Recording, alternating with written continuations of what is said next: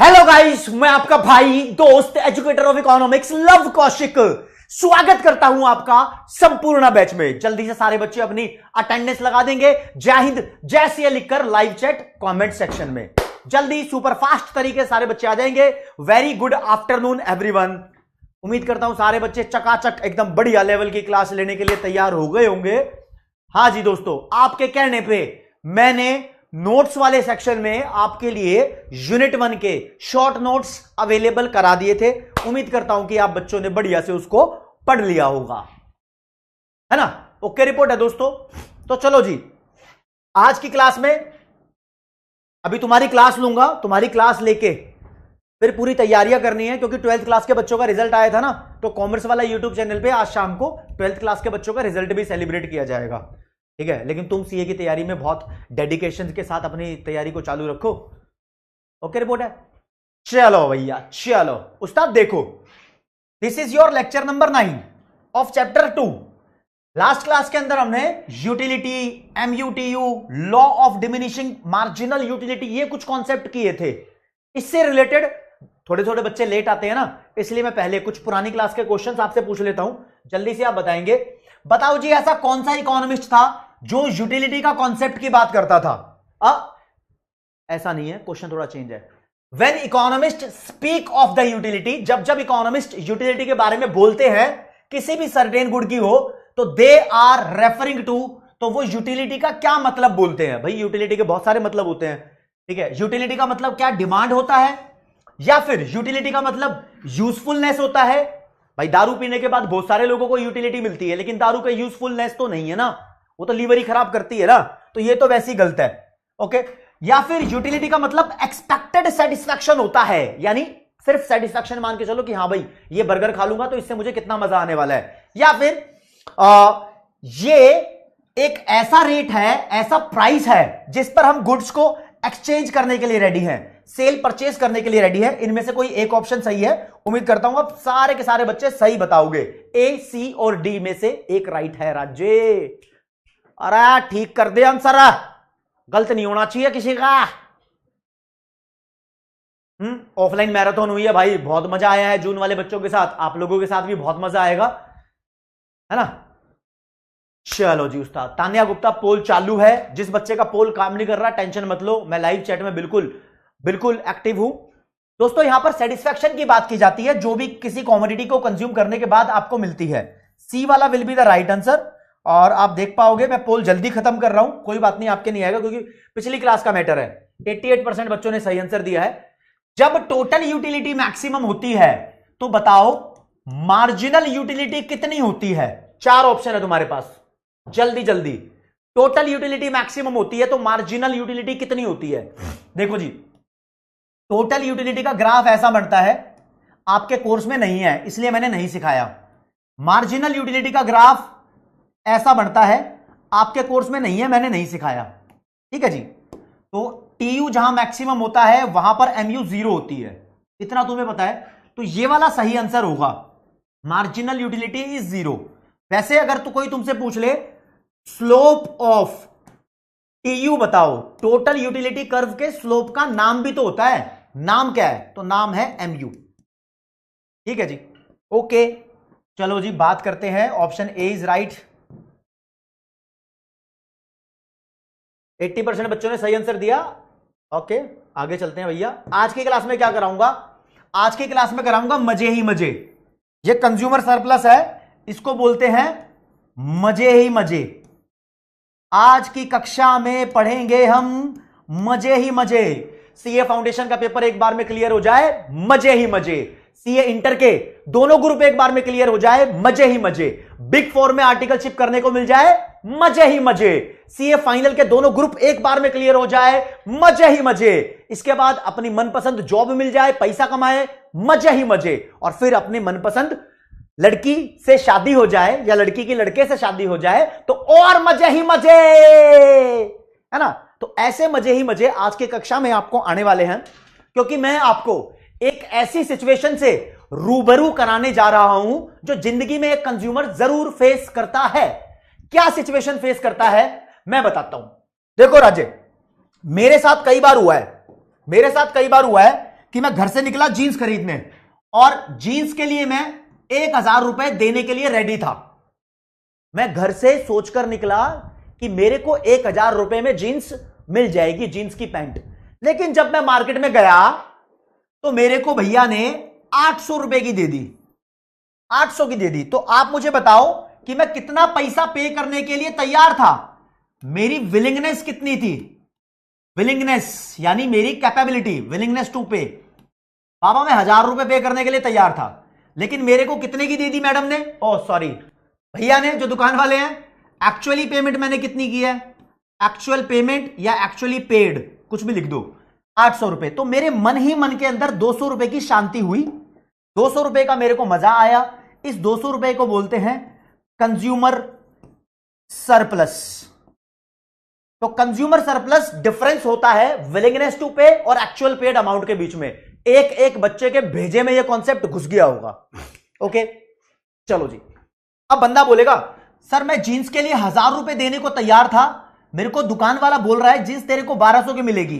तो यहां consumer surplus हो ही नहीं सकता, क्योंकि यहां पर तुम खरीद ही नहीं पाओगे, अपनी औकात ही नहीं बन रही है खरीदने की, ट्रेड ही नहीं होगा। तो कंज्यूमर सरप्लस नेगेटिव होने की बात ही नहीं करेंगे, क्योंकि ट्रेड होगा ही नहीं, है ना। ओके रिपोर्ट है। चलो जी, एक बात आपको समझाता हूं जो आपको ढंग से जाननी पड़ेगी। जब मैं बात करूंगा नेसेसिटीज गुड्स के बारे में, बहुत स्पेशल कहानी है इसकी, बहुत स्पेशल। नेसेसिटीज को तुम एसेंशियल गुड्स भी बोल सकते हो, एसेंशियल। जैसे कि दोस्तों अब लाइफ सेविंग ड्रग है, मतलब ऐसी दवाई, दवाई को ड्रग भी बोलते हैं, तुम चरस गांजा हमेशा मत समझा करो इस चीज को। लाइफ सेविंग ड्रग है, बंदे बीमार है, उसको दवाई चाहिए ही चाहिए, तो दवाई मिलने से उसकी लाइफ बच जाएगी। तो ऐसे में बोला जाता है, इसके लिए स्पेशल वर्ड, कि यहां पर कंज्यूमर का सरप्लस पता नहीं कितना है भाई, बहुत ज्यादा है, इनफाइनाइट, उसकी जिंदगी बच गई है। बोलेगा भाई वो इस दवाई के लिए कितना पे करने को तैयार था? अबे वो मरने को था, वो सारी प्रॉपर्टी, सारी जमीन, सब कुछ दे देता, उसको कितने की भी मिलेगी वो दवाई, कोई फर्क पड़ता नहीं है, कोई फर्क पड़ता नहीं है, वो उसके लिए इनफाइनाइट अमाउंट देने को तैयार है। बंदा बोलेगा सर ऐसा असली में तो नहीं होता। अबे जब कोई बंदा मौत के मुंह में फंसा हो ना, तो उसको पता होता है। जब बंदा बहुत ज्यादा ही भूखा हो, उसको लग रहा है कि मर जाएगा, तो वो जानता है फूड की वैल्यू क्या होगी। राजस्थान में जब फंसा हुआ बंदा बिल्कुल ऐसी एंड जगह में हो, जैसलमेर में, जहां पानी ना मिल रहा हो, तो वो जानता है वाटर की वैल्यू क्या होगी। भाई साहब इनफाइनाइट गुड्स के केस में कंज्यूमर सरप्लस इनफाइनाइट होता है, और ये पेपर के अंदर 1 नंबर का क्वेश्चन जमता है। लेकिन उस्ताद मुद्दे की बात यह है, जो हवाबाजी के आइटम होते हैं, प्रेस्टीज, क्या बोला मैं, जो प्रेस्टीज गुड्स होते हैं, लग्जरी आइटम होते हैं, बहुत ही ज्यादा एक्सपेंसिव आइटम होते हैं, इनके बारे में बात करो, इनके बारे में बात करो, तो ऐसा कोई फॉर्मूला नहीं बना कि तुमने कितनी हवाबाजी करके क्या मजे ले लिए, कितनी हवाबाजी कर लिए क्या मजे ले लिए। तो यहां पर कंज्यूमर सरप्लस नॉट डिफाइंड है। कैसे भाई साहब, जो बंदे हवाबाजी करते हैं ना, वेबलन गुड्स की बात कर लो, इसको ऐसी चीज खरीदनी है, ऐसा डायमंड खरीदना है जो कोहिनूर जैसा हो, या कितना अमाउंट पे करने के लिए तैयार है, इनकी विलिंगनेस टू पे डिफाइंड होती नहीं। अंबानी बोल रहा है कि मेरे को डायमंड चाहिए, तो दुकानदार पूछ रहा है भाई साहब कितना दे सकते हो डायमंड के लिए, ये कह रहा है तेरे को क्यों बताऊं, तेरे को क्यों बताऊं, है ना, तेरे को मैं क्यों बताऊं। तो दोस्तों कंज्यूमर सरप्लस का कॉन्सेप्ट ये है। आप बोलोगे सर इसको पढ़ने के फायदे क्या हैं? बाबा इसको पढ़ने के बहुत सारे फायदे हैं। एक बार जरा इसका कॉन्सेप्ट समझ लेते हैं, मॉड्यूल के हिसाब से क्या लिखा हुआ है। तो कोई बोले कि कंज्यूमर सरप्लस का कॉन्सेप्ट किस बंदे ने दिया, तो उसका नाम भी अल्फ्रेड मार्शल है।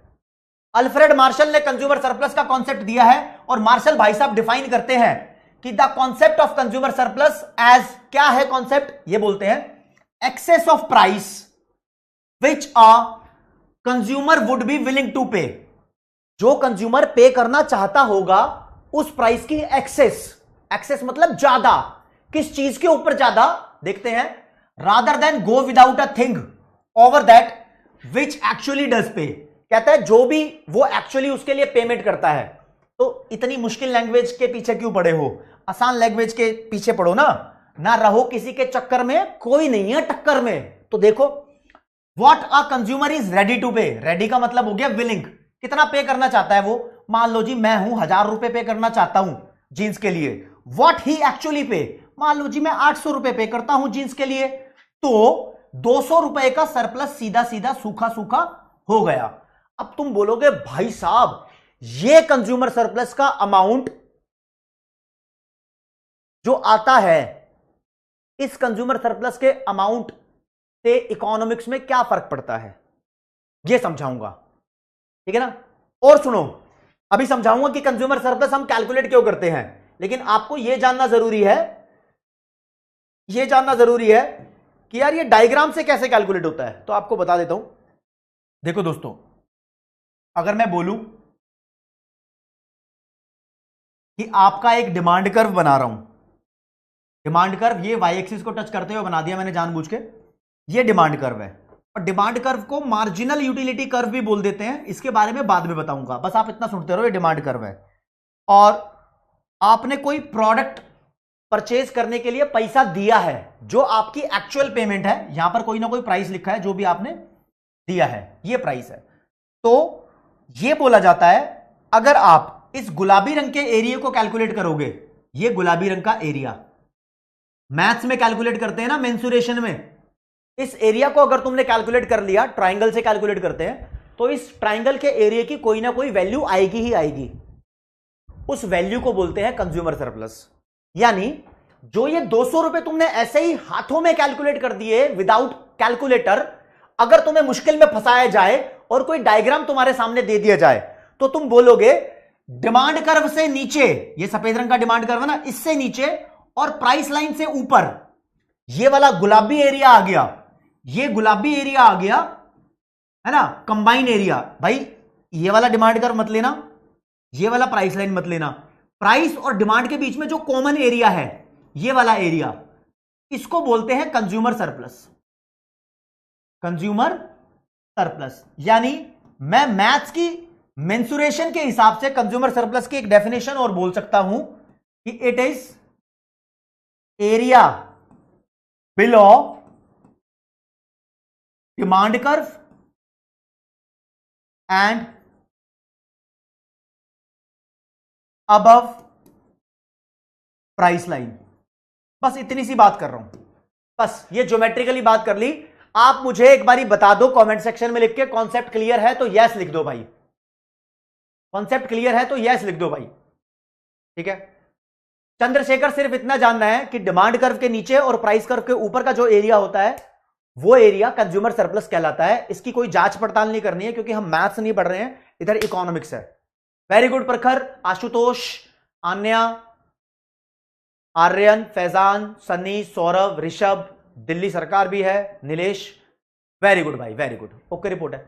चलो जी, ठीक है, आगे बढ़ते हैं भैया, आगे बढ़ते हैं, ठीक है, आगे बढ़ते हैं। एक बार फिर से बता देता हूं, जिन बच्चों को समझ नहीं आया, छोटे छोटे बच्चों, आप मेरी बात समझो।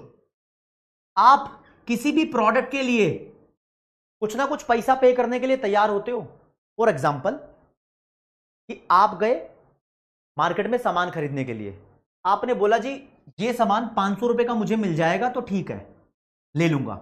लेकिन जब सामान तुम खरीदने गए तो ये सामान आपको 270 का मिल गया, यानी आपने जितनी उम्मीद की थी उससे कम में मिल गया। तो आपके अंदर ही अंदर, मन ही मन में कितने रुपए सेव हो गए? 230। तो राजे इसको बोलते हैं कंज्यूमर सरप्लस, छोटा सा लिख दिया मैंने। और इस कंज्यूमर सरप्लस को हम डायग्राम से दिखा सकते हैं। ये डिमांड कर्व और प्राइस लाइन, इन दोनों के बीच का एरिया होता है। ये पीले रंग का एरिया यहां पर बन गया, ठीक है जी। ये इतनी सी बात मैंने बताई है, मैंने तुम्हें और कुछ नहीं बताया, ठीक है जी। आगे बढ़ते हैं, आगे बढ़ते हैं। ये कंज्यूमर सरप्लस जानकर तुम क्या उखाड़ लोगे भैया? कंज्यूमर सरप्लस कैलकुलेट करने का बेसिकली क्या फायदा है, ये कैलकुलेट करके क्या पता लगता है? अगर तुम कंज्यूमर सरप्लस कैलकुलेट कर लेते हो तो पहला बेनिफिट, तुम्हारी जो कंपनी है, अगर एक कंपनी कंज्यूमर सरप्लस कैलकुलेट कर लेती है तो उसको पता चल जाता है कि उसका प्रोडक्ट लोगों के लिए कितना यूजफुल है, कितना गेन पहुंचा रहा है। अब लोग सोचते हैं कि भैया 1000 की जींस मिलेगी, लेकिन लोगों को वो 800 की मिल रही है, तो कंपनी को पता है कि लोगों को फायदा हो रहा है। जब लोगों को फायदा होगा तब ये लोग इस कंपनी की सेल को रिपीट करेंगे, दोबारा दोबारा खरीदेंगे। अपना ये एग्जांपल बताता हूं दोस्तों, रियल लाइफ एग्जांपल। भाई मैं जो टी शर्ट पहनता हूं ना घर में, टी शर्ट लगभग 400 रुपए की आती है, ठीक है, जो मैं पहनता हूं 400 450 रुपए की आती है। मैं टाटा कंपनी का एक शोरूम है जूडियो में गया और वैसे ही कपड़े की टी शर्ट मुझे 250 रुपए में मिल गई। तो यार मैं जिस टी शर्ट के लिए 400 रुपए देता था वो मुझे 250 में मिल गई, तो मेरा 150 रुपए का कंज्यूमर सरप्लस हो गया। अब मैं वहां से लगातार टी शर्ट परचेज कर लेता हूं, है ना। तो भाई रिपीट होता रहता है। पीहू बंसल, ये यूनिट 2 है चैप्टर 2 की,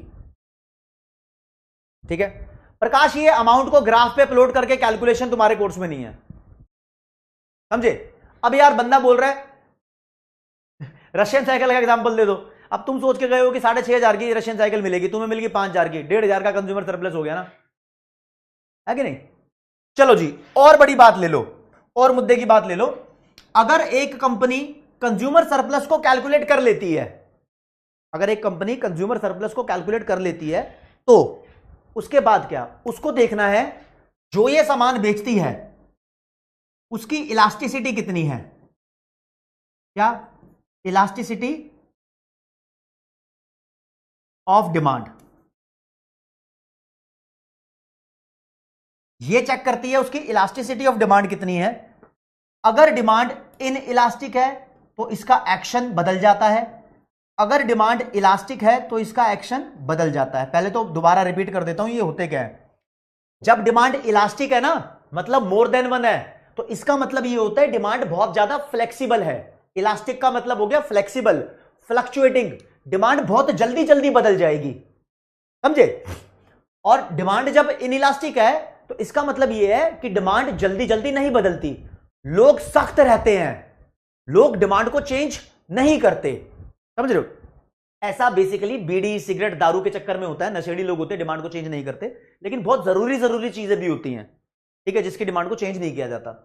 इलास्टिक डिमांड किसी भी चीज की हो सकती है, वो मैं इलास्टिसिटी में पढ़ा चुका हूं। लेकिन आप इधर आओ, अगर कंपनी ने कंज्यूमर सरप्लस कैलकुलेट कर लिया, कंपनी को पता चल गया कि भाई 200 रुपए का कंज्यूमर सरप्लस हो रहा है, लोगों को 1000 की जींस 800 की दे रहे हैं, 200 का कंज्यूमर सरप्लस हो रहा है, तो कंपनी को पता है कि 800 की जींस है, बाबा इसका रेट बढ़ा सकते हैं, हम इसका रेट बढ़ा सकते हैं, 800 की जगह तुम 900 कर दो, कंज्यूमर को अभी भी 100 रुपए का बेनिफिट होगा। जब 1000 का प्रोडक्ट था, कंज्यूमर 800 में खरीद रहा है, कंज्यूमर को 200 बच रहे हैं, कंज्यूमर सरप्लस बच रहा है, वो सेल को रिपीट करेगा, मतलब बार बार सामान खरीदेगा क्योंकि अच्छा लग रहा है। अब कंपनी को पता लग गया कि डिमांड चेंज नहीं होगी, इनइलास्टिक है, तो वो उसका रेट बढ़ा देगी, 800 की जगह 900 कर देगी, कंज्यूमर को अभी भी 100 रुपया बचेगा, तो अब भी वो खरीदेगा, राइट।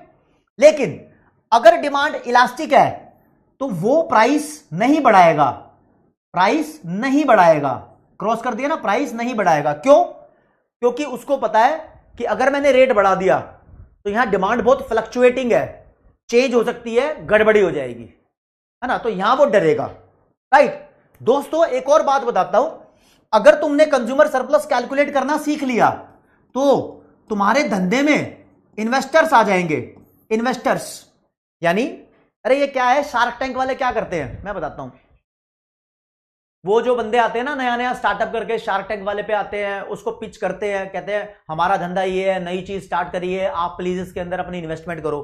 शार्क टैंक वाले बंदे जो शार्क हैं वो क्या देखते हैं, उसकी सुनो जरा।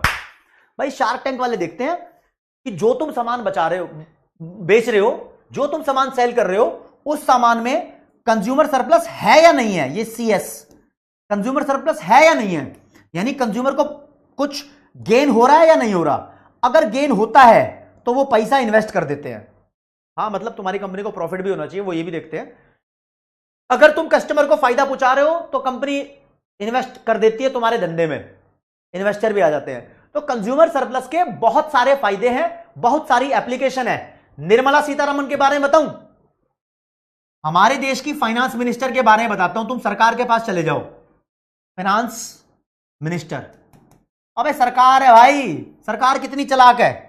अगर इसको पता लग गया कि लोगों को कंज्यूमर सरप्लस हो रहा है भाई 1000 की जींस लोगों को 800 में मिल रही है और लोग बोल रहे हैं कि 200 रुपए का कंज्यूमर सरप्लस हो रहा है, तो ये क्या करेगा, ये टैक्स बढ़ा देगा।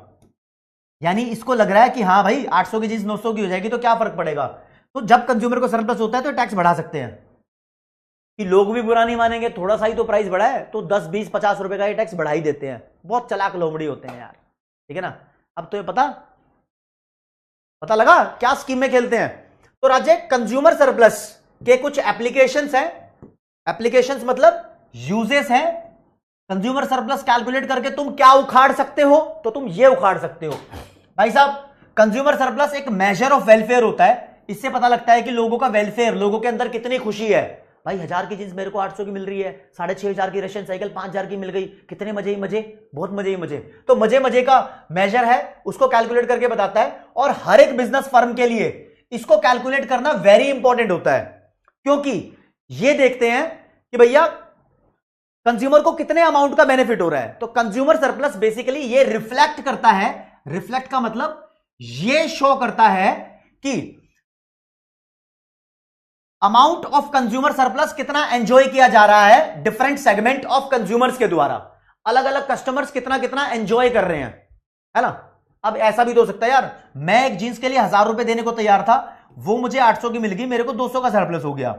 आपके साथ ऐसा हो सकता था, आप उस जींस के लिए 1500 रुपए देने को तैयार हो, आपको 800 की मिल गई तो आपको 700 का सरप्लस हो गया। तो अलग अलग सेगमेंट वाले बंदों को अलग अलग मौज मिल सकती है, राइट।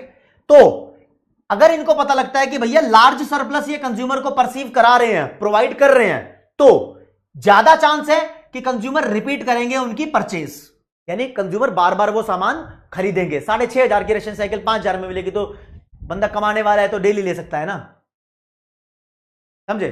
पहला बेनिफिट। दूसरा बेनिफिट, अगर तुमने कंज्यूमर सरप्लस का नेचर और उसका एक्सटेंट समझ लिया, एक्सटेंट का मतलब होता है लेवल, कि किस लेवल का कंज्यूमर सरप्लस हो रहा है, तो भाई जो बिजनेस के मैनेजर हैं वो बहुत अच्छे अच्छे डिसीजंस ले सकते हैं प्राइसेस के बारे में। कैसे कैसे ऐसे, उनको पता है डिमांड इनइलास्टिक है तो प्राइस बढ़ा देंगे, इलास्टिक है तो फिर रुक जाएंगे, है ना भाई, प्राइस बढ़ाने का। तो ये क्या कहते हैं कि इलास्टिसिटी ऑफ डिमांड को हम चेक करेंगे।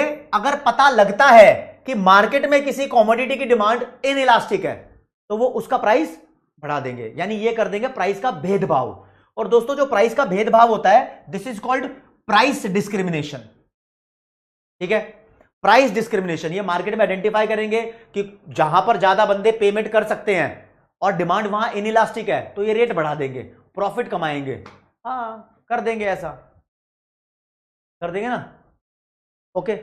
अगला लो जी, अगर इन्वेस्टर को पता लग गया, शार्क टैंक वालों को पता लग गया कि तुम्हारा एक्सटेंट यानी लेवल ऑफ कंज्यूमर सरप्लस क्या है, भैया पता लग गया कि तुम बहुत ज्यादा बेनिफिट प्रोवाइड कर रहे हो, उसने कॉस्ट बेनिफिट एनालाइज कर लिया, मान लो कि कॉस्ट कम लग रही है, बेनिफिट ज्यादा हो रहा है, तो कंज्यूमर सरप्लस का पता कर लिया उसने, तो भैया लार्ज स्केल इन्वेस्टमेंट तुम्हारे धंधे में आ सकती है, लोग पैसा लगा सकते हैं तुम्हारे धंधे में, ओके। अगला आ जाओ, कहता है कि अगर तुम्हें नॉलेज हो गई कंज्यूमर सरप्लस की, तो यह भी बहुत इंपॉर्टेंट बात है, क्योंकि जब कोई फर्म कंसीडर करती है प्राइस रेज करने का कि भैया कस्टमर कितना कंज्यूमर सरप्लस ले रहे हैं, तो वो सोचती है कि हाँ भाई मुझे प्राइस बढ़ाना है, तो customer who enjoyed only a small amount of consumer surplus no longer be willing to buy product at higher price. तो ये वही वाली बात, प्राइस बढ़ाने वाली बात दोबारा रिपीट कर रहा है, मैं दोबारा रिपीट भी कर देता हूं। ये कहना चाहता है कि अगर तुम्हें नॉलेज हो गई, फर्म को नॉलेज हो गई कि फर्म को कितना सारा कंज्यूमर्स को कितना सरप्लस हो रहा है, क्या लेवल है कंज्यूमर सरप्लस का, तो जो लोग बहुत small amount of consumer surplus enjoy करते थे, मान लो एक बंदा सोच रहा है जींस 1000 की मिल जाएगी और दुकान पे जाने के बाद उसको 990 की जींस मिल रही है, तो उसको सिर्फ 10 का कंज्यूमर सरप्लस हो रहा है। तो ऐसे लोग प्राइस बढ़ा दोगे तो वो खरीदेंगे नहीं, है ना। तो फर्म मेकिंग सच डिसीजन कौन था, प्राइस को बढ़ाने का जो डिसीजन है, हायर प्राइस का डिसीजन है, should expect to make fewer sales if they increase price.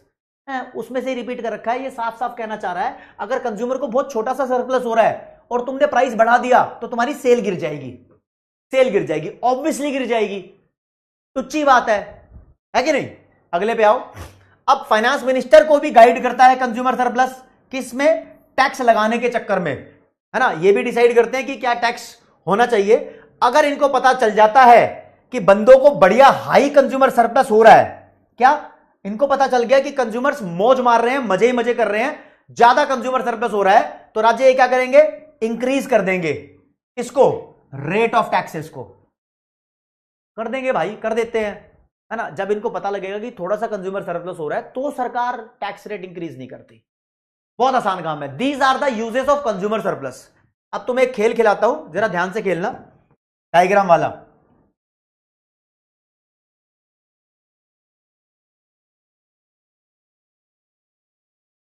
लो जी, ये प्राइस लाइन, मैंने प्राइस यहां लिख दिया, प्राइस लाइन के ऊपर और डिमांड कर्व से नीचे ये कंज्यूमर सरप्लस है।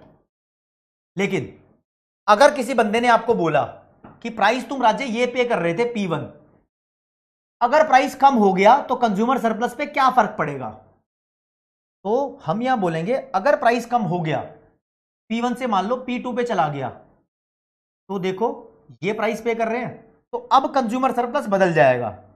कैसे बदल जाएगा, पहले ये सफेद रंग का था, अब देखो ये वाली प्राइस लाइन और डिमांड कर्व के ऊपर का ये सारा इलाका कंज्यूमर सरप्लस हो जाएगा, ये सारा इलाका कंज्यूमर सरप्लस हो जाएगा। यानी प्राइस के कम होने से कंज्यूमर सरप्लस बढ़ जाता है। फॉर एग्जांपल भाई, रशियन साइकिल आपको 6,500 की जगह 5,000 की मिल रही है, तो 1,500 बच रहे नहीं बच रहे, मनी मन के अंदर कंज्यूमर सरप्लस हो रहा है। लेकिन अगर ये 5,000 से 4,000 की हो जाए, मान लो भैया ये 5,000 से 4,000 की हो जाए, प्राइस कम हो गया, तो तुम्हें 1,000 का और कंज्यूमर सरप्लस मिल गया। ज्योमेट्रिकली उसको कैलकुलेट कर लेंगे, है ना। बस ये पता होना चाहिए कि प्राइस कम होने से मौज ज्यादा मारी जाती है, ज्यादा मजे आते हैं, है ना। इतना सा क्वेश्चन मॉड्यूल में पूछा हुआ है यार, इतना सा क्वेश्चन मॉड्यूल में पूछा हुआ है, उसको भी हम क्रैक कर लेंगे, डोंट वरी। लेकिन इसके अंदर आपको एक बात बताता हूं, देखो जी, अब ध्यान से सुनना आप मेरी बात, अब ज्यादा मजे नहीं कराऊंगा। मान लो ये प्राइस है P1, तो अभी कंज्यूमर सरप्लस कितना हो रहा है, ये पूरा ट्रायंगल, प्राइस से ऊपर डिमांड कर्व से नीचे। लेकिन अगर प्राइस कम हो जाता है, P1 से मान लो P2 हो जाता है, तो कंज्यूमर सरप्लस ये हरे रंग का ट्रायंगल हो जाता है, राइट, सरप्लस बढ़ गया, है ना। इस चीज में मैं आपको एक चीज एडिट करके दिखाता हूं, आप ध्यान रखना, दोबारा दोबारा बनाऊंगा ताकि जिन बच्चों को समझ नहीं आ रहा वो समझ जाएंगे। मान लो ये प्राइस है P1, तो यहां कंज्यूमर सरप्लस सफेद रंग का ट्रायंगल है पूरा, राइट। लेकिन आप यहां देखो कंज्यूमर परचेज कितना कर रहा है, इतनी क्वांटिटी परचेज कर रहा है, ठीक है।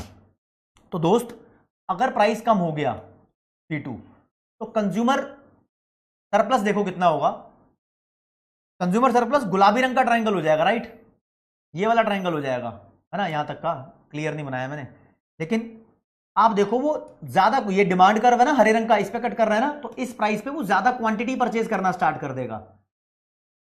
भाई प्राइस कम होता है तो डिमांड तो बढ़ी जाती है ना, तो क्वांटिटी भी ज्यादा परचेज करना स्टार्ट हो रहा है, तो जब उसको कंज्यूमर सरप्लस ज्यादा होता है तो वो ज्यादा क्वांटिटी परचेज करता है। ओके है, हाँ गुलाबी रंग यूज कर रहा हूं यार, गुलाबी रंग अच्छा होता है ना, गुलाबी आंखें जो तेरी देखी। तो यहां से कुछ क्वेश्चन तुम्हारे सामने है राजे। लो जी, पहला question, B consumer surplus. Consumer surplus की अगर बात करें तो इकोनॉमिस्ट इसका क्या मीन समझते हैं, क्या मतलब समझते हैं कि कंज्यूमर सरप्लस क्या है। तो आपके लिए यहां पर 60 सेकंड चालू करूंगा, 1 मिनट का पोल है, आपको पढ़ना है, ठीक है जी। इसमें से सप्लाई कर्व की तो बात ही नहीं करते, तो डी वाला ऑप्शन गलत है। तो आप यहां पर ए, बी और सी, इन तीनों में से एक बताएंगे। The area inside the budget line, budget line का कॉन्सेप्ट ही मैंने नहीं पढ़ाया, तो ये ऑप्शन ही गलत है। तो बी और सी बच गए। रीड करो, रीड करो जी, रीड करो, क्या सही आंसर होना चाहिए, जल्दी।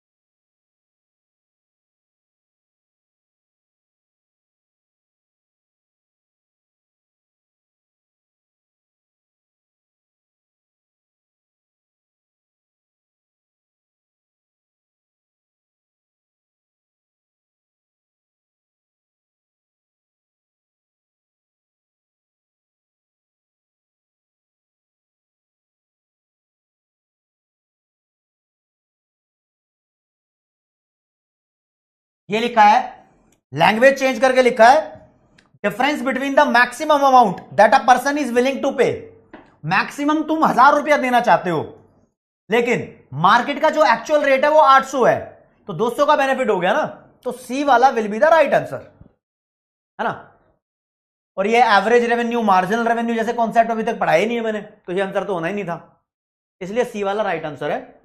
और देखते हैं कितने बच्चों ने सही आंसर दिया। ज्यादातर बच्चों ने सही आंसर दिया भाई।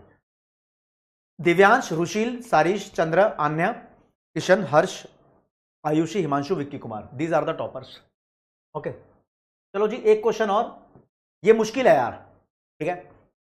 बोलता है the effect on consumer surplus of a fall in price. कहता है किसी कॉमोडिटी का प्राइस फॉल हो जाता है तो कंज्यूमर सरप्लस पे क्या इफेक्ट होगा। अभी थोड़ी देर पहले पढ़ा है कि भैया वो बढ़ जाएगा, बढ़ जाएगा। मान लो 1,000 के लिए मैं देना चाहता हूं, मुझे जीन्स 800 की मिलती है, तो 200 का कंज्यूमर सरप्लस है। अगर 800 की जगह प्राइस कम हो जाए, मान लो 600 का हो जाए, तो भैया मैं तो 1,000 देना चाहता हूं ना, तो मुझे 400 का कंज्यूमर सरप्लस हो जाएगा। तो प्राइस कम होने से कंज्यूमर सरप्लस बढ़ता है, ये थ्योरी तो तुम जानते हो, लेकिन ये कहानी डायग्राम से है। देखो जी, कहता है प्राइस अगर ई से एफ कम हो गया, ये प्राइस लिखा है, ये पहले ई था, अब एफ हो गया कम होके, तो पहले कंज्यूमर सरप्लस ये वाला ट्राइंगल था ई प्राइस पर, क्योंकि प्राइस से ऊपर और डिमांड कर्व के नीचे जो भी ये एरिया है ये सब कंज्यूमर सरप्लस था, राइट। कौन सा area, A E R, triangle A E R consumer surplus है इस प्राइस पे, ठीक है जी। अब इसको मिटा देता हूं। अब प्राइस कम हुआ, एफ पे पहुंचा, तो ये प्राइस लाइन है और ये डिमांड कर्व है, इसके अंडर का जितना भी एरिया होगा ये सारा कंज्यूमर सरप्लस है। कौन सा, ए एफ सी, तो ट्राइंगल ए एफ सी, ये सारा कंज्यूमर सरप्लस, राइट। तो कितना कंज्यूमर सरप्लस बढ़ गया, तो राजे आपको दिखाई दे रहा होगा ये वाला एरिया एक्स्ट्रा हो गया, है ना, ये वाला एरिया एक्स्ट्रा हो गया, ठीक है। इतना कंज्यूमर सरप्लस बढ़ गया ना, ठीक है। तो आप मुझे यहां से चेक करके बताओ कि कौन सा आंसर सही है। 45 सेकंड है तुम्हारे पास।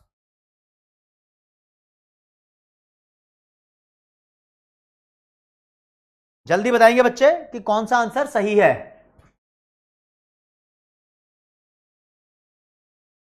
कंज्यूमर सरप्लस इंक्रीज हुआ है ना।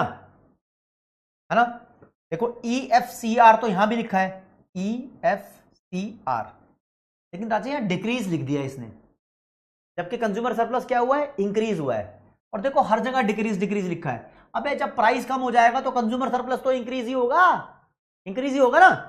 तो नन ऑफ दी अबव वाला राइट आंसर है यहां पर। भाई इंक्रीज लिखना था, गधेड़ू, क्या लिखना था, सिर्फ इंक्रीज लिखना था, ठीक है। कोई बात नहीं तान्या गुप्ता, उसमें रहने दो, मैं तुम्हारी कमेंट पढ़ रहा हूं। तो राजे यहां पर आंसर सीधा सीधा डी आएगा।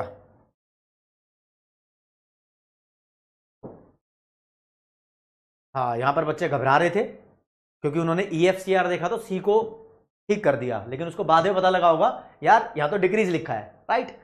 तो देखो दोस्तों, आपको एक अंदर की बात और बताता हूं जो आपको पता होनी चाहिए।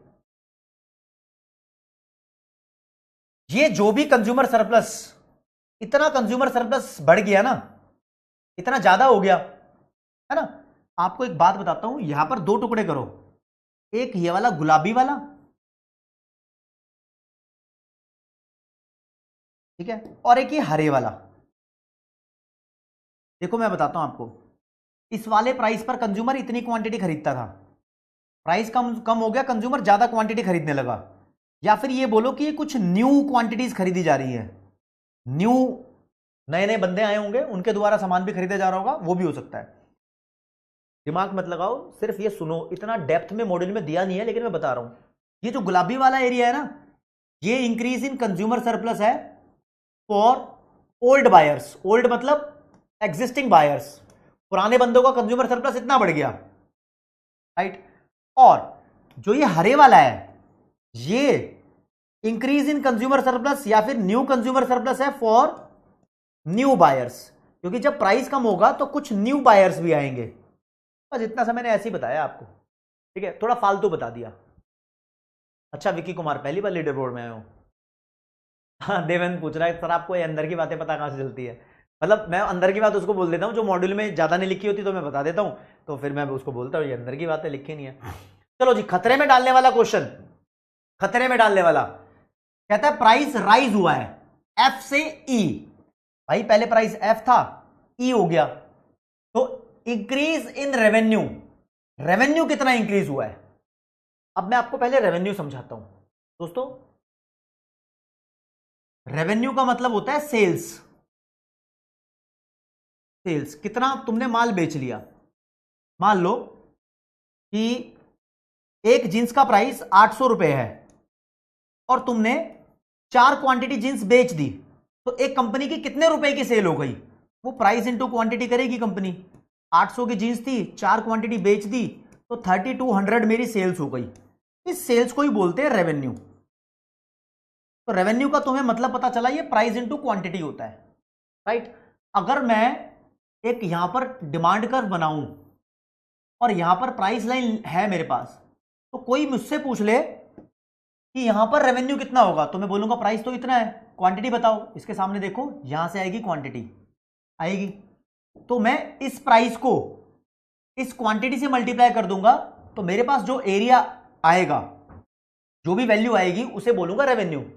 और तुम्हें पता है ये और ये इन दोनों को मल्टीप्लाई करने से इस पूरे रेक्टेंगल का एरिया आ जाता है। तो ये जो पूरा रेक्टेंगल है ना मेरे पास, इसको बोलते हैं रेवेन्यू या फिर टोटल रेवेन्यू। अभी रेवेन्यू को डिटेल में पढ़ाना है मुझे, चैप्टर नंबर 3 में आएगा रेवेन्यू डिटेल में, और ज्यादा चैप्टर नंबर 4 में आएगा, बहुत डिटेल में आएगा, ठीक है। लेकिन आप मानो कि प्राइस इंटू क्वांटिटी से रेवेन्यू कैलकुलेट होता है, और जब मैं इस डायग्राम के अंदर प्राइस इंटू क्वांटिटी करूंगा तो एक बेसिक याद आता है, लेंथ इंटू ब्रेड्थ होता है ना रेक्टेंगल का एरिया कैलकुलेट करने का, तो ये मेरे पास एरिया भी आ जाता है। इस बेसिक को समझना होगा, तब अगले वाला क्वेश्चन क्रैक कर पाएंगे। चलो जी आ जाओ, यहां आ जाओ जी। तो कहता है अब तुम्हें कंज्यूमर सरप्लस का तो क्वेश्चन ही नहीं पूछा, कंज्यूमर सरप्लस का क्वेश्चन नहीं पूछा, इसने बोला जी प्राइस बढ़ा दिया, प्राइस बढ़ा दिया एफ से ई, तो रेवेन्यू के बारे में बात कर रहा है, तो बोलेंगे जब प्राइस एफ था, मतलब ये प्राइस है, क्वांटिटी कितनी परचेज की जा रही है, ये देख लो ये, तो ये हरे रंग का ये वाला एरिया निकाल लो, ये रेवेन्यू हो जाएगा, ठीक है जी, ओके जी। लेकिन जब प्राइस बढ़ गया, ई हो गया, तो ये येलो रंग का एरिया निकालो, ये रेवेन्यू हो जाएगा, है ना, रेवेन्यू बदल गया। तो बाबू आप देखोगे कि रेवेन्यू ये तो बढ़ा है और ये कम हो गया, एक हिस्सा बढ़ गया एक हिस्सा कम हो गया, ओके, एक हिस्सा बढ़ा है और एक हिस्सा कम हो गया। इतनी बात समझ में आई है, तो सही है ना, इतनी बात समझ में आई या नहीं आई, समझ में आ गया, चलो जी ओके। अच्छा तुम बोल रहे हो कि सर यहां पर भी एक पॉइंट होना चाहिए, ये पॉइंट जी मान लो, ये वाला पॉइंट, ठीक है जी। अब दोस्तों क्वेश्चन में पूछा है कि प्राइस बढ़ने से कितना रेवेन्यू बढ़ गया सेलर का, कितना रेवेन्यू बढ़ गया सेलर का। अब आपको मैं ऑप्शन देने से पहले बताऊंगा, मॉड्यूल के अंदर ये कमी है, भाई साहब कितना रेवेन्यू बढ़ गया ये कैलकुलेट ही नहीं हो सकता, जब तक तुम वैल्यू ना दो कि कितना प्राइस है, 10 रुपए या 20 रुपए, कैलकुलेट कैसे होगा, नहीं हो सकता। लेकिन मॉड्यूल ने बड़ी चालाकी से बोला कि बच्चों को यह समझाओ, टीचर्स को बोला कि बच्चों को यह समझाओ कि हमने आपसे पूछा है कि कितना एरिया बढ़ गया, ये वाला बताओ, हमने आपसे ये पूछा ही नहीं, ये जो कम हुआ है ना ये पूछा ही नहीं, ये पूछा है सिर्फ, तो आप ये बताओ। तो अब आपको 30 सेकंड्स देता हूं इसका आंसर देने के लिए, आप बताओ कि कितना एरिया बढ़ गया, ठीक है, आप बताओ जरा कितना एरिया बढ़ गया, कंज्यूमर सरप्लस का एरिया कितना इंक्रीज हो गया, बताओ जी बताओ।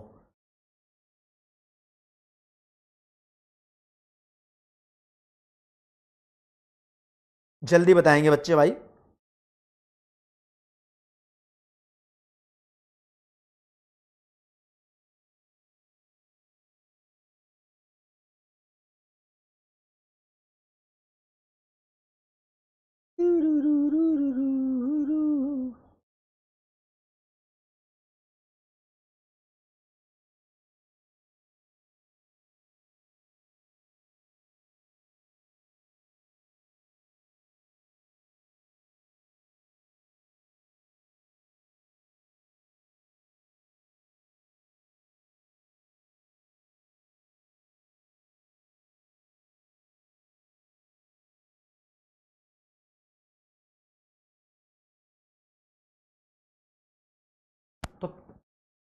30 सेकंड खत्म भी हो गए, है ना।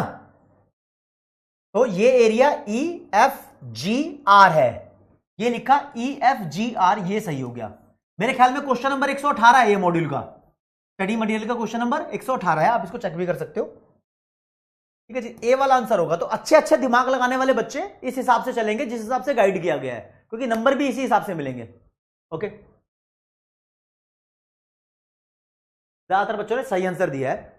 ये 118 क्वेश्चन है, ये वाला 117 होगा मॉड्यूल का। ठीक है, कोई दिक्कत नहीं है। अब आपको इतनी बातें समझ में आ गई, समझ में आ गई, बहुत ही बढ़िया। ठीक है जी, अब थोड़ी सी और बातें समझना दोस्तों, आपको थोड़ी सी और चीजें बताऊंगा मैं। देखो जी, एक नया कॉन्सेप्ट बताऊंगा आपको। कॉन्सेप्ट है मार्जिनल यूटिलिटी, आप पढ़ चुके हो। अब बताऊंगा मार्जिनल यूटिलिटी ऑफ मनी। इसको हम मार्जिनल यूटिलिटी ऑफ रुपी भी बोलते हैं, रुपी, क्योंकि मनी और रुपी इंडिया में एक ही बात है। ये क्या होती है देखो भैया, ये समझाने से पहले एक बार बच्चों के डाउट्स भी देख लेता हूं। ठीक है, कोलकाता में मैराथन नहीं हो रहा भाई। ठीक है, वेरी गुड आर्यन भाई, कांग्रेचुलेशन, बहुत अच्छे नंबर आए हैं। सर थ्योरी याद करनी है या एमसीक्यू पे फोकस करना है? भाई दोनों करने हैं मुस्कान, दोनों काम करने हैं। Very good Ganesh. अच्छा प्रीति, जो भी समझ नहीं आता मुझे भेज दिया करो, नहीं तो इंस्टाग्राम की स्टोरी में टैग कर दिया करो। बहुत सारे बच्चों के क्वेश्चन मैं वहां भी सॉल्व कर रहा हूं, कोई दिक्कत नहीं है। जैसा तुम्हें कंफर्टेबल लगे वैसे इंस्टाग्राम को अवॉइड ही करो आप, डाउट इंजन में ज्यादा सही है।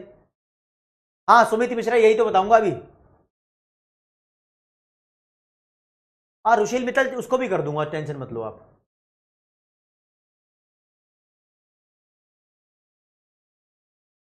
दिल्ली सरकार कह रही है कि जब कंज्यूमर को एक्चुअल प्राइस पता ही चल जाएगा तो सरप्लस कैसे हुआ? अबे एक्चुअल प्राइस तो दुकान पे जाने के बाद पता चलेगा ना, घर से तो कुछ और ही सोच के चलेगा वो। हाँ रचित करूंगा अगली क्लास में वार्षिनी भाई, ठीक है जी।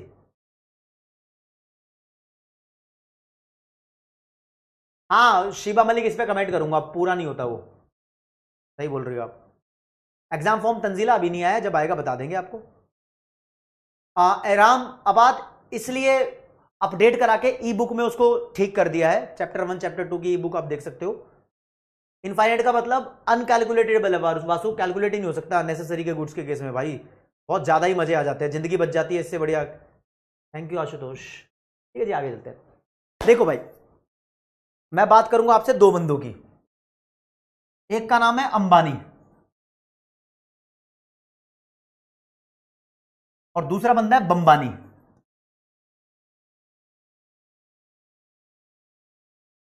अंबानी की खास बात है,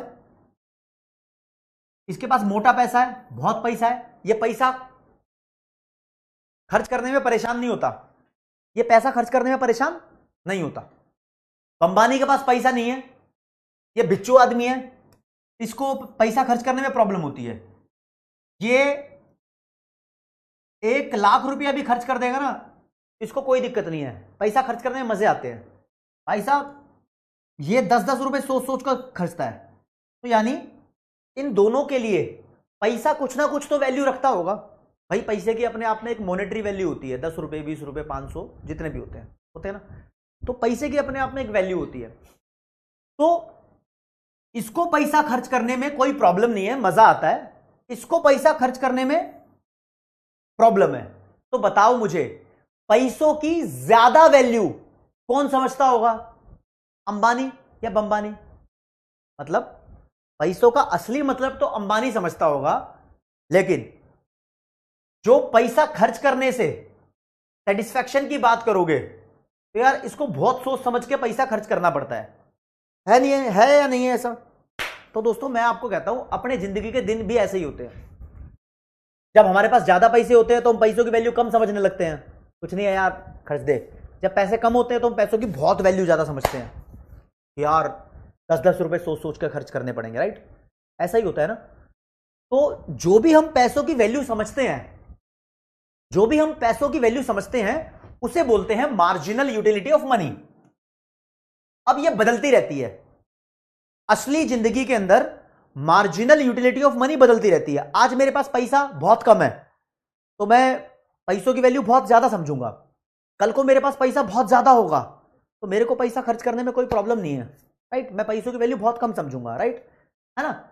लेकिन दोस्तों असलियत जिंदगी में पैसों की जो खर्च करने की जो तुम्हारी मजे वाली बात होती है वो मजे बदलते रहते हैं। लेकिन आपकी बुक में कॉन्सेप्ट में मार्जिनल यूटिलिटी ऑफ मनी को अज्यूम किया गया है, assumed to be constant. Constant का मतलब भाई जैसे इंसान के दिन बदलते हैं, कोई इंसान बंबानी से अंबानी भी हो सकता है, और असलियत में ऐसा ही हुआ है ना। वो धीरू भाई अंबानी पहले बंबानी था फिर अंबानी हुआ, है ना। लोग जीरो से हीरो बने हैं ना, तो ऐसा जिंदगी में होता है। लेकिन हम अपने कंज्यूमर के बारे में यह मान के चलते हैं कि उसकी marginal utility of money constant है, क्योंकि अगर हम ये नहीं मानेंगे ना तो हमारा कॉन्सेप्ट खराब हो जाएगा। विपुल जितेंद्र पूछ रहे हैं सर ये मार्जिनल यूटिलिटी ऑफ मनी है कहां बुक में, अभी दिखा दूंगा राजे, टेंशन मत लो, ठीक है। इसको कांस्टेंट मान के चल रहे हैं जो कि बिल्कुल भी रियलिस्टिक नहीं है। असली जिंदगी में दिन बदलते रहते हैं, हम सब सोचते रहते हैं, राइट। चलो भाई अब मैं आपको कॉन्सेप्ट पढ़ाता हूं। कॉन्सेप्ट में लिमिटेशन बताऊंगा कंज्यूमर सरप्लस की। ये जान के तुम्हें बहुत अच्छा लगेगा, तुमने मौज तो बहुत मार ली है। लिमिटेशंस क्या है कंज्यूमर सरप्लस की? पहली बात तो इसको ढंग से मतलब प्रिसाइजली मेजर ही नहीं कर सकते, तो consumer surplus can not be measured precisely. अरे इसको कैलकुलेट ही नहीं कर सकते, ढंग से नहीं कैलकुलेट कर सकते, ठीक है, because it is difficult to measure the marginal utility. क्योंकि असलियत में यार यूटिलिटी मेजर करना ही बड़ा डिफिकल्ट टास्क है, अलग अलग लोगों की अलग अलग यूटिलिटी। फॉर एग्जांपल जितने भी यूटिलिटी के कॉन्सेप्ट पढ़े हैं ना हमने, वो सब इमेजिनेशन के ऊपर बेस्ड थे। जैसे कि मैं आपसे पूछूं आज सुबह तुमने जो खाना खाया है, उस खाना खाने से तुम्हें कितनी यूटिलिटी मिली? तुम बोलोगे 10, 100, कैसे बोलोगे, किस बिहाफ पे? अरे ये कोई रियल कॉन्सेप्ट है ही नहीं, समझे। तो मार्जिनल यूटिलिटी की वैल्यू को ही कैलकुलेट नहीं कर सकते, तो कंज्यूमर सरप्लस की वैल्यू को कैसे कैलकुलेट करोगे? कितनी सेटिस्फेक्शन मिली? क्योंकि कंज्यूमर सरप्लस का एक फॉर्मूला और होता है। अब तुम बोलोगे सर कौन सा फॉर्मूला? वो मैं यही लिख देता हूं, अभी इस फॉर्मूले को मैं डिस्क्राइब करके बताऊंगा आपको, डरना नहीं है। ये फॉर्मूला होता है मार्जिनल यूटिलिटी माइनस प्राइस। ऐसे भी कंज्यूमर सरप्लस को कैलकुलेट कर सकते हो, ये चीज सिखाऊंगा, अभी सिखाऊंगा, ठीक है जी। आप आगे आना। चलो जी, एक नुकसान बता दिया सर आपने, दूसरा नुकसान बताओ। दूसरा नुकसान ये है कि नेसेसरीज के केस में जो लाइफ सेविंग चीजें होती है, इसमें जो कंज्यूमर सरप्लस होता है वो इनफाइनाइटली लार्ज होता है, इनफाइनाइट होता है, मतलब तुम्हारी जान बच गई, इससे बड़ी कोई बात नहीं है। लेकिन तुमने किस बिहाफ पे ऐसा कह दिया, यह भी लिमिटेशन है। भाई साहब ऐसा भी हो सकता है कि जान बचाने वाली दवाई मैंने सोची थी 20 रुपए की आएगी, लेकिन वो 15 रुपए की आई है। मैंने सोचा कि जान बचाने वाली मेडिसिन 20 की आएगी, लेकिन मेरे को 15 की मिल गई, तो मेरे को 5 रुपए का कंज्यूमर सरप्लस हो गया ना। लेकिन मेंटालिटी क्या बोलती है? जान बची है, तुम 5 रुपए मत बोलो उसको बोलो इनफाइनाइट। तो ऐसे ही इनफाइनाइट बोल दिया विदाउट कैलकुलेशन, ये भी चीज है। और जो कंज्यूमर सरप्लस है, जिस भी कॉमोडिटी का तुम कैलकुलेट कर रहे हो, it also affected by availability of substitutes. यानी पेप्सी की कंजम्पशन कर रहे हो, आपने सोचा कि पेप्सी 20 रुपए की आएगी, 20 की आएगी, आपको मिल गई 15 की, तो कितने का सरप्लस हो गया? 5 का। सीधी बात है ना। लेकिन दोस्तों आपने जो 20 रुपए सोचा, 20 रुपए सोचा, वो सोच कहां से आई? अगर सिर्फ दुनिया में पेप्सी ही मिलती ना तो ठीक है, लेकिन कोका कोला, थम्स अप को कंपेयर करके आपने 20 का सोचा। सब ऐसी सोचते हैं, जिसके सब्स्टिट्यूट होते हैं वो कंपेयर करके सोचते हैं, तो कंपेयर करके सोचने से सोच थोड़ी गिर जाती है, समझो। दोबारा समझाता हूं, अगर कोई ऐसी कॉमोडिटी जिसके बहुत सारे सब्स्टिट्यूट्स हैं, ठीक है, उसके बारे में मैं सोचता हूं कि ये मेरे को 100 रुपए की मिलेगी, क्योंकि बहुत सारे सब्स्टिट्यूट है, तो मेरे दिमाग में ये भी चलता है चल यार नहीं मिली तो दूसरे से खरीद लेंगे। लेकिन अगर उसका कोई सब्स्टिट्यूट ना होता, वो one and only he available होती मार्केट में, तो मैं उस कॉमोडिटी के बारे में थोड़ा ज्यादा प्राइस सोचता। मेंटालिटी ये कहती है, साइकोलॉजी है, ये साइकोलॉजिकल सोच है, ठीक है ना। तो भैया ये बोलता है सब्स्टिट्यूट की अवेलेबिलिटी की वजह से तुम थोड़ा अलग लेवल पे सोचने लगते हो, अलग लेवल पे सोचने लगते हो, ठीक है जी। और कहता है जो प्रेस्टीज गुड्स हैं जैसे कि डायमंड, इनके लिए कोई भी सिंपल रूल नहीं बना है, इनके लिए कोई रूल नहीं है भाई कि अमीर बंदा है कितना पैसा वो देने के लिए तैयार था, ये भी डिफाइन होता ही नहीं है। तो ये हेकड़ी मारते हैं, हवाबाजी करते हैं, इनका कंज्यूमर सरप्लस कैलकुलेट नहीं हो सकता। इसके बाद दो लिमिटेशंस और हैं, ठीक है, इस पे आते हैं। कहता है कि consumer surplus can not be measured in terms of money because marginal utility of money changes as purchase are made and consumer stock of money diminish. यूं कहता है कि एक बंदे के पास पैसा होता है, मान लो 100 रुपया है, वो सामान खरीदता रहता है तो उसके पास जो मनी की स्टॉक होती है वो डिमिनिश हो जाती है, गिरती रहती है। 100 रुपए है तुम्हारे पास, तुमने एक गोलगप्पा खाया 90 बचे, दूसरा गोलगप्पा खाया 80 रुपए बचे। तो जब तुम्हारे पास पैसा कम होता जाता है ना, तो तुम पैसों की जो वैल्यू होती है उसके हिसाब से सोचने लगते हो। सोचो किसी के पास 1 करोड़ रुपया है, वो पैसा खर्च करते टाइम डरेगा नहीं, वो कम होता होता होता होता होता 100 रुपये आ गया, अब वो डरेगा। तो जब जब हम सामान परचेज करते रहते हैं तो हमारा पैसा धीरे धीरे कम होता रहता है और हम पैसे की वैल्यू जो पहले समझते थे वो अब नहीं समझते, ठीक है। जो पैसे की वैल्यू हम पहले समझते थे वो वैल्यू अब नहीं समझते। तो असलियत में तो यूं कहते हैं, जिसको समझ नहीं आया वो मेरी बात अब समझो। भाई साहब अंबानी और बंबानी वाला केस लो, असलियत में मार्जिनल यूटिलिटी ऑफ मनी की वैल्यू बदलती रहती है, बदलती रहती है। लेकिन मार्शल भाई साहब ने कंज्यूमर सरप्लस का कॉन्सेप्ट दिया और इन्होंने अज्यूम किया हुआ है marginal utility of money remains constant, और this assumption is very unrealistic, बहुत अनरियलिस्टिक है। ये तुम्हें जानना है, बस इतना ही जानना था, ओके। आगे बात करते हैं, आगे बातें। The concept can be accepted only if it is assumed that utility can be measured in terms of money और अदरवाइज। ये कहता है इस कॉन्सेप्ट को हम तब एक्सेप्ट कर लेते जब यूटिलिटी को हम असलियत में कैलकुलेट कर पाते कि भाई 10 रुपए की यूटिलिटी है, 50 रुपए की यूटिलिटी है, लेकिन असलियत में ऐसा है ही नहीं। ये कॉन्सेप्ट क्यों एक्सेप्ट करें? हम बोलते हैं 10 यूटिल्स का मजा आया। अबे यूटिल्स क्या होता है? ये सिस्टम ही बेकार है ना। ये यूटिल्स क्या होता है? तो बहुत सारे मॉडर्न इकोनॉमिस्ट, जो नए जमाने के इकोनॉमिस्ट हैं, वो ये बिलीव करते हैं कि ये कॉन्सेप्ट बकवास है, this can not be done. तो these are the limitations of consumer surplus. Ajay Jatav, unrealistic का मतलब है कि ये रियल लाइफ में अप्लाई नहीं होता, बकवास है, ठीक है। अब बंदा बोल रहा है इसको पढ़े क्यों?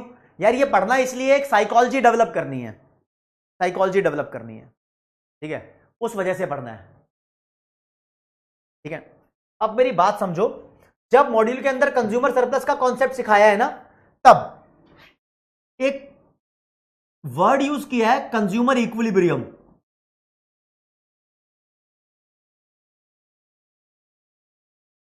कंज्यूमर इक्विलिब्रियम क्या होता है? तो कंज्यूमर इक्विलिब्रियम राज्य कंज्यूमर की बेस्ट सिचुएशन होती है, a situation where he feels best, where he feels best. वो बेस्ट कब फील करेगा? वो बेस्ट तब फील करेगा जब सामान खरीदने से उसको मजे ही मजे आ जाएंगे। क्या आ जाएंगे? मजे ही मजे। तो कंज्यूमर इक्विलिब्रियम वो सिचुएशन होती है जहां पर वेयर ही मतलब वेयर कंज्यूमर मैक्सिमाइजेस हिज मजे ही मजे, जहां पर कंज्यूमर अपनी टोटल मजे को, टोटल मजे मतलब टोटल यूटिलिटी को मैक्सिमम कर ले, वहां पर उसको मजे ही मजे आ जाएंगे, और उस सिचुएशन को कंज्यूमर इक्विलिब्रियम बोलेंगे। और इको ये बोलती है जब तुम मार्केट में सामान खरीदने जाओगे, जब तुम मार्केट में सामान खरीदने जाओगे तो अगर तुम्हारी मार्जिनल यूटिलिटी और प्राइस की रेशो, कोई भी सामान खरीद रहे हो उससे कोई ना कोई मार्जिनल यूटिलिटी मिलेगी, उसको प्राइस से डिवाइड कर देना। अगर ये मार्जिनल यूटिलिटी ऑफ मनी के बराबर आ जाए तो तुम इक्विलिब्रियम में हो, यानी कंज्यूमर इक्विलिब्रियम की कंडीशन दे दी। आपको अगर कुछ पल्ले नहीं पड़ रहा तो मॉड्यूल के हिसाब से एक बात ध्यान रखेंगे कि कंज्यूमर इक्विलिब्रियम की एक कंडीशन है, MU upon price must be equal to MUM, और इसको ऐसे भी लिखा है mu is equal to price. अब तुम बोलोगे सर ऐसे कैसे हो जाता है? भाई साहब मार्शल ने इसको 1 अज्यूम कर लिया, कहता है 1 अज्यूम कर लो इसको। तो अब देखो mu upon price is equal to 1, तो प्राइस को अगर तुम ऊपर ले जाओगे तो mu is equal to price आ जाएगा। तो जब कंज्यूमर इक्विलिब्रियम में होता है तो ऐसे भी लिख देते हैं कि marginal utility of good X should be equal to price of good X. ये इक्विलिब्रियम की कंडीशन है, या फिर ये भी कंडीशन है MUX upon PX must be equal to MUM, दोनों ही है। फर्क क्या है कि इसको 1 अज्यूम कर लो तो ये वाली कंडीशन में कन्वर्ट हो जाती है, दैट्स इट। जब तुम गुड एक्स को परचेज करने जाओगे तो this is your equilibrium condition, ठीक है। इसका डायग्राम भी होता था, इसकी पूरी प्रॉपर एक्सप्लेनेशन होती थी कोर्स में, अब नहीं है, तो जितनी है उतनी करा रहा हूं, ठीक है।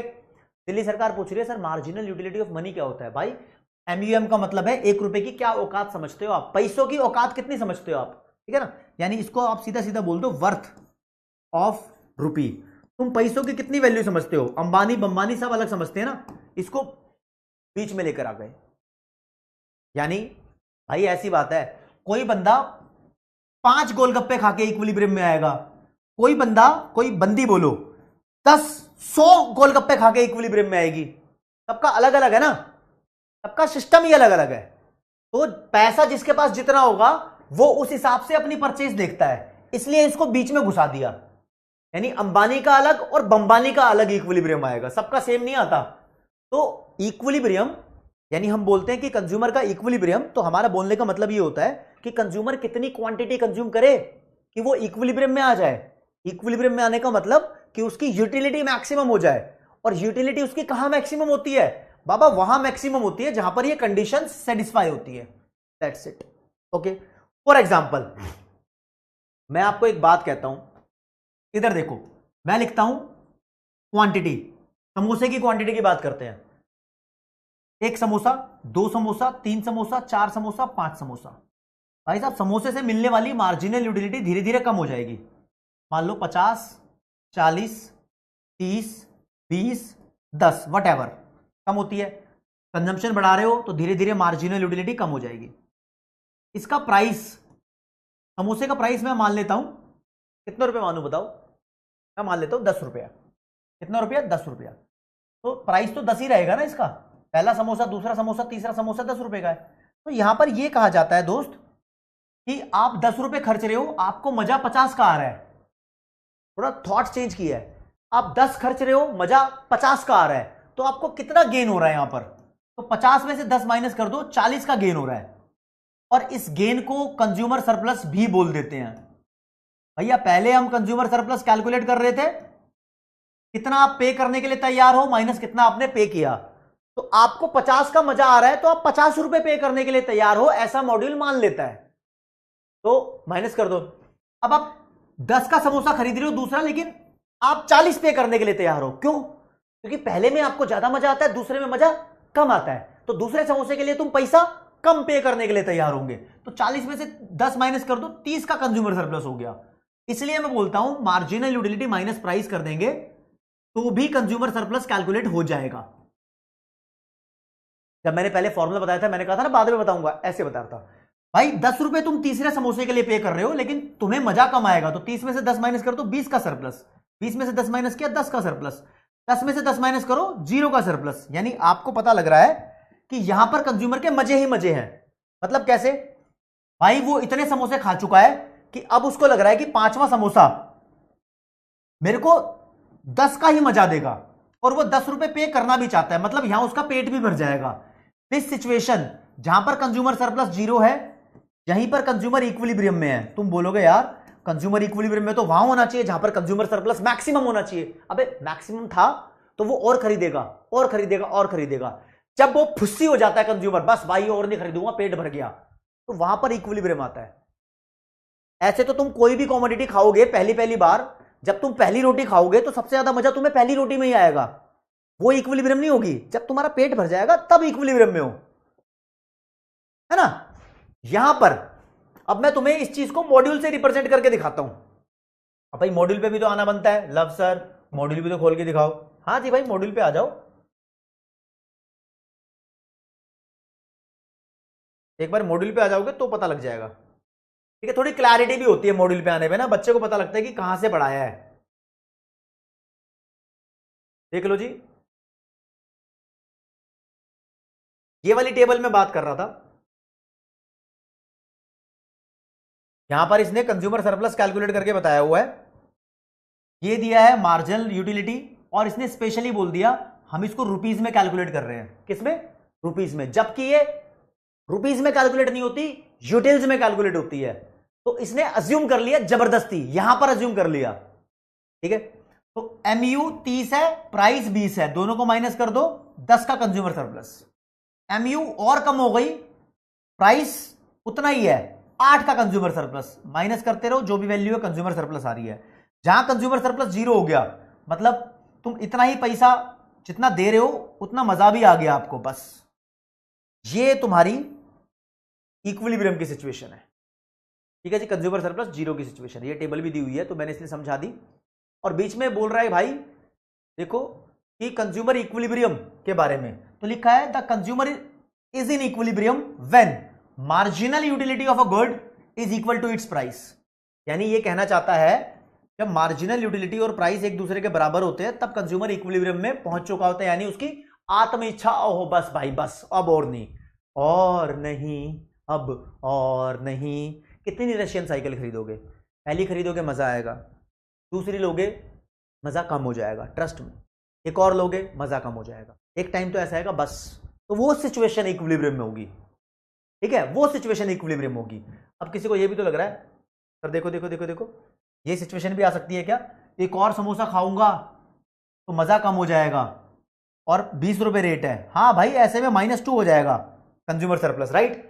लेकिन ये -2 लिखा नहीं इसने, क्यों नहीं लिखा? क्योंकि ये नौबत ही नहीं आती। जब तुम्हारा पेट भर गया, तुम सेटिस्फाई हो गए, अगले पे जाओगे ही नहीं, तो अगला कैलकुलेट होगा ही नहीं, इसलिए डैश छोड़ दिया उसको। थोड़ा मैथ, थोड़ी साइकोलॉजी, ठीक है, समझे? ओके,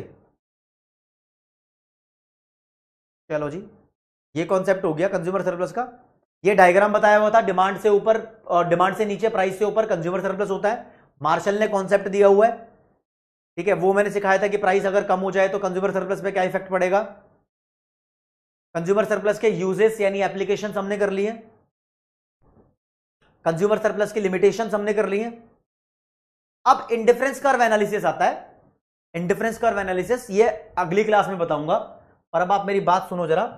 देखो जी, कंज्यूमर का इक्विलिब्रियम तुमने देख लिया कि कहां पर आएगा। यार कंज्यूमर एक बार में एक ही चीज थोड़ी खरीदता है, वो दूसरी भी खरीदता है भाई। जरूरी थोड़ी है वो एक्स खरीदेगा, वो वाई भी खरीद सकता है। जरूरी थोड़ी तुम छोले छोले खाओगे, छोले भटूरे भी खाओगे। एक बार में अगर हम 2 प्रोडक्ट परचेज कर लें तो ये एक्स के लिए, ये वाई के लिए, और ये एमयूएम। ये कंडीशन होती है जब तुम 2 गुड्स को परचेज करते हो इक्विलिब्रियम की, एक्स और वाई। अगर जेड होती तो भैया, जेड होती तो आप इसमें जितनी हो सके उतनी गुड ऐड करते रहो, कंज्यूमर इक्विलिब्रियम की कंडीशन आगे बढ़ती रहेगी। बस सबको एमयूएम के बराबर आना होगा। लेकिन दोस्तों ये टॉपिक मॉड्यूल में नहीं है, सिलेबस में नहीं है, मैं ऐसे ही बता रहा हूं कि जितनी गुड्स बढ़ती जाएंगी उतनी ज्यादा आप कंडीशन को ऐसे ऐड करते जाओगे, राइट। कोई मुन्ना मुन्नी ब्रेक नहीं दूंगा आपको आज, कोई ब्रेक नहीं है आज, बस आपको इतना ही बताना था मुझे कंज्यूमर सरप्लस के बारे में। ठीक है, एक बार देख लेते हैं कि बच्चों ने डाउट क्या क्या पूछे हैं, तो उसकी बात भी कर लेते हैं। सर वीडियो कॉल नहीं करते आप? वीडियो कॉल भानुशाली करता हूं, लेकिन आज नहीं करूंगा। Made me fall in love with economics. अच्छा, इक्विलिब्रियम वो सिचुएशन साक्षी जहां पर सबसे ज्यादा मजा आता है, यानी टोटल मजा सबसे ज्यादा आता है। टोटल मान लो आपने 5 समोसे खाए तो 5 समोसों का मजा जोड़ दो। एमयूएम कैसे निकालते हैं ये कोर्स में नहीं है, और सच बताऊं तो ये निकालना इंपॉसिबल है आज के टाइम में। प्रकाश ने डाउट पूछा तो बता दिया भाई मैंने। भाई मेरा बर्थडे नहीं है, क्या बात कर रहे हो? हाँ वो हर्षल इसलिए था, बता भी दिया मैंने, उस चीज को एक्सप्लेन भी कर दिया। मयंक बोल रहा है सर अगर सोच के गए कि 25 मिली और मिली 30 में, अबे जब तुम सोच के जाते हो ना 25 की मिली, तो अपन ये मानते हैं इकोनॉमिक्स में कि औकात ही हमारी 25 रुपए खर्च करने की है, और वो 30 में मिलती है, तो फिर कहां से खरीदेंगे? औकात ही 25 थी ना, विलिंगनेस टू पे। अबे तुम 25 रुपए पे करना चाहते हो, 30 की मिलेगी तो तुम पे ही नहीं करोगे, तो ये मान के चलते हैं हम। अकाउंट्स नहीं बढ़ाता भाई उस्ताद, ठीक है, ओके। एक्स का मतलब किसी कॉमोडिटी का नाम लिया है रितिका, किसी भी कॉमोडिटी का, तुम एप्पल समझ लो, कुछ भी समझ लो। हाँ वरुणपाल,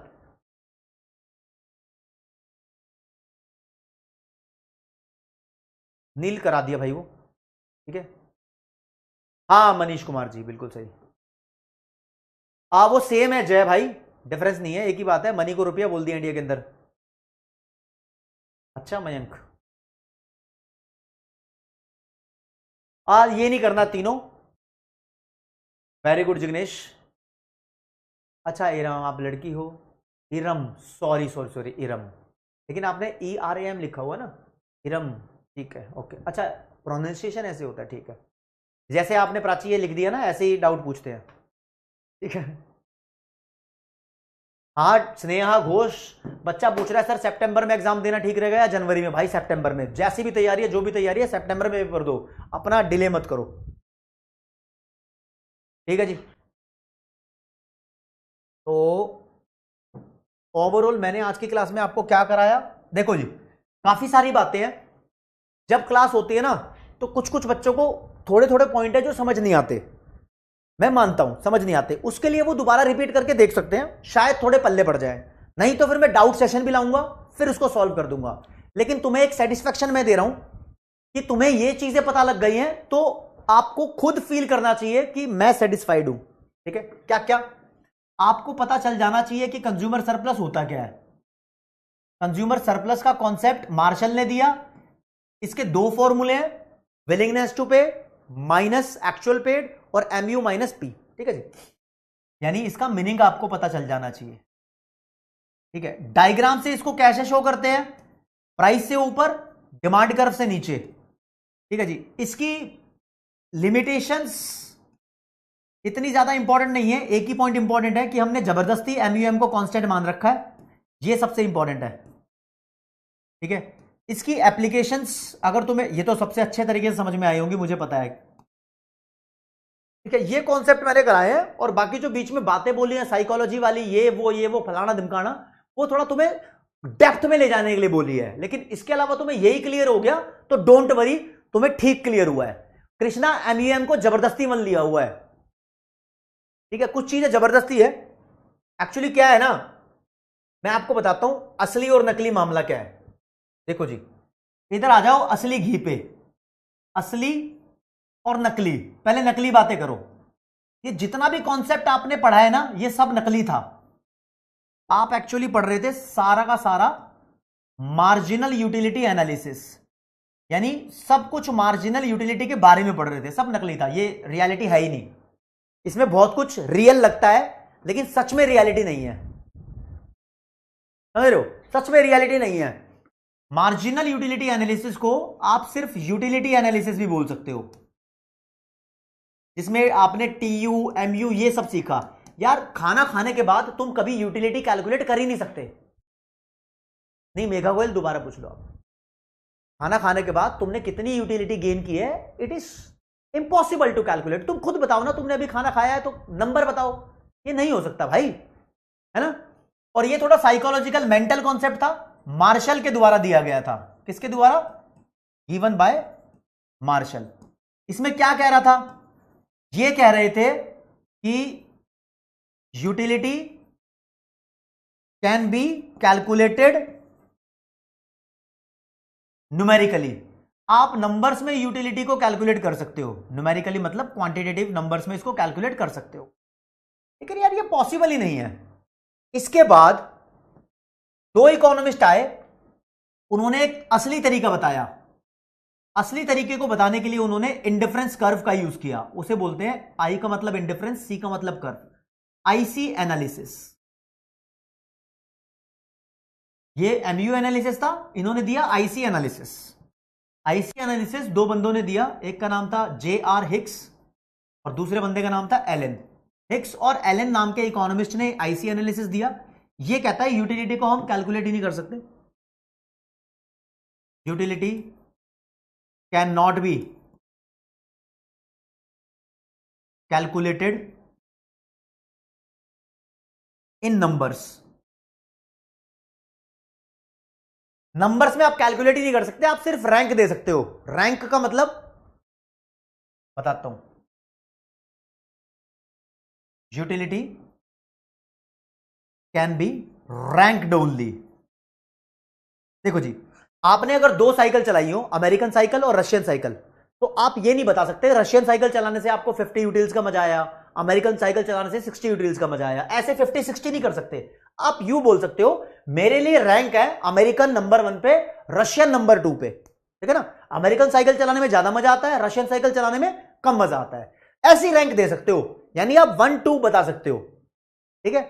तो ये रैंक के बारे में बात करते हैं। और दोस्तों, इसकी जो अप्रोच है आईसी एनालिसिस का दूसरा नाम जो आप आगे पढ़ोगे, इसको बोलते हैं ऑर्डिनल यूटिलिटी अप्रोच। यानी यूटिलिटी को समझने की ऑर्डिनल अप्रोच है।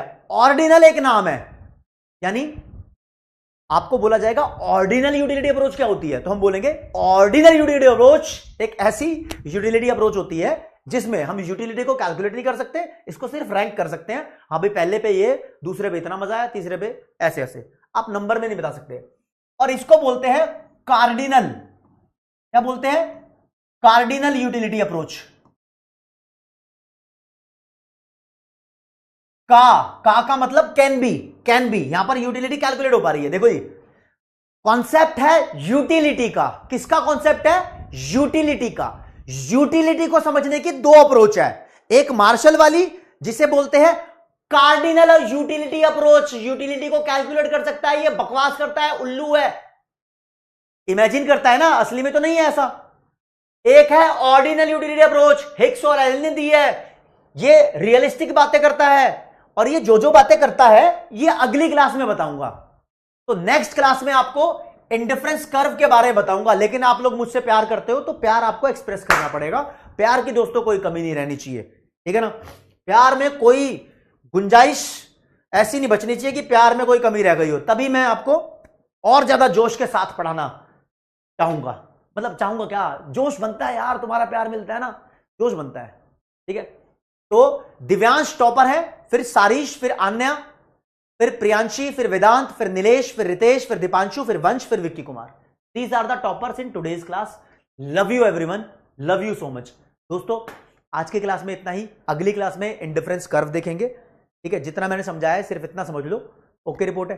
जय हिंद, जय भारत, नमस्कार, धन्यवाद, bye bye everyone, bye bye bye bye bye bye.